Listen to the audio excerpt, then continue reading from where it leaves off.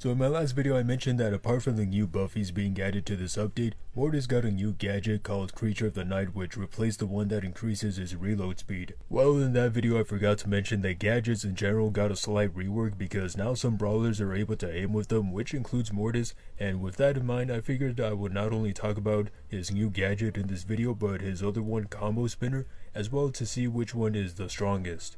With that said, I'll first be starting off with Knockout instead of Solo Showdown, as I personally think this is the best mode to use him on. Starting off with his Creature of the Night gadget, as you can see, it is slow with a fairly short range, which may seem almost disappointing, especially considering that it has a 24-second cooldown. That's certainly a long time to wait, but in practice it sort of makes sense because for one, you're completely immune to damage when using it, and two, it's a great way to force a brawler out of cover. If this gadget was like 15 seconds, I could see Mortis becoming the most annoying brawler to face off against, though with that said, this gadget does help him to be more versatile on some maps. For example, this map is perhaps one of the worst to be using Mortis on because it's very open, but thanks to this gadget, Mortis is able to get close enough to force brawlers out into the open.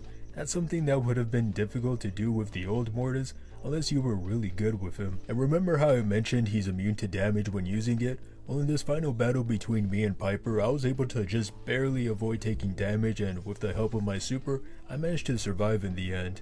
So Mortis does have a good gadget here if you understand how to use it, but I will admit, it's not my favorite because his other gadget, Combo Spinner, literally changes his playstyle. As I said in the beginning, Mortis is one of the few brawlers to have gotten aimable gadgets, and as a result this gadget got a rework. Now you're able to attack from a farther range as well as behind cover, which I'm not entirely sure if you were able to do before, but if you did, it was very limited. It also has a 10-second cooldown, which is insane if you think about it, and that's just another reason why most players might consider using this over his other gadget. In my experience, one of the few ways I used this was by simply attacking brawlers from behind cover to recharge my super. It was a slow process, though it was definitely much safer than attacking a brawler that can annihilate you head on. I even tried using this on Solo Showdown, and as you can imagine, it gave me a huge advantage to a point that it felt almost unfair to use. His other gadget though was fine, but I only found myself using it to avoid other brawlers, which wasn't all that fun. If there was any other mode I would recommend using this one, it would be Gem Grab, since Mortis is already a great brawler to use there, and having this gadget would give him a huge advantage.